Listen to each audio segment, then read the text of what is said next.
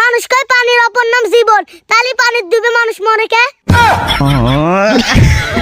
আব্বা আর একটা কথা, আমরা যে ব্যথার ওষুধ খাই, ওষুধ কিভাবে জানে আমারে কোন কোন জায়গায় ব্যথা?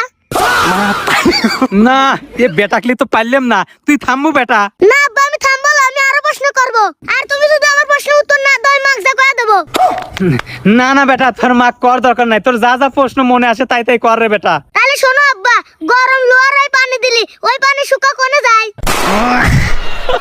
যেই গরম পড়ছে আর রোদির যেই তাপ, তোর আরো প্রশ্নের তাপে আমি মনে আর বাঁচলাম না। আব্বার একটা প্রশ্ন, ছেলেরা বিয়ে না করে চাচা হইবে পারে, কিন্তু মেয়ে না বিয়ে না করে চাচি হইবে পারে না কে?